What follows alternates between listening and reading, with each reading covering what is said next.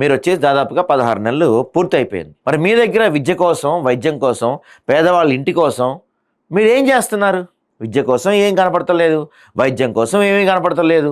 ఈ పేదవాళ్ళ ఇళ్ళ కోసం అది సరే ఉన్న భూములు లాక్కోకుండా ఉంటే చాలు. మీరు అట్టుంది పరిస్థితి. నిజంగానే మీరు అన్నట్టు గతంలో మీ పెద్దవాళ్ళు చాలా చేశారు. మరి మీ దగ్గర ఏం కనపడతలేదు కదా. ఇప్పుడు మీరే అధికారంలో ఉన్నారు, మీరు తలుచుకుంటే ఏమన్నా చేయొచ్చు. కానీ మీరు ఏం చేస్తున్నారు?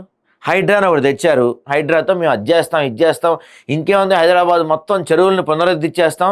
దాదాపు ఆయన పేరు ఏంటంటే డిప్యూటీ సీఎం బట్టి విక్రమార్క గారు ప్రెస్ మీట్ పెట్టి కొన్ని వందల చెరువులు ఇవే అయిపోయినాయి, రేపటి నుంచి మేము తవ్వేస్తాం, చెరువులు మొత్తం పునరుద్ధరించేస్తాం, ఎరగదీస్తాం, ఇక హైదరాబాద్ ఎటు చూసినా హైదరాబాద్ని ఏమన్నారు లేక్ సిటీగా మారుస్తాం, ఏడ చూసినా చెరువులు కొంటలు కనపడతా ఉంటాయి, మీకు ఇక నీళ్ళు పోండి అన్నారు. ఒక్క చెరువు వచ్చిందా?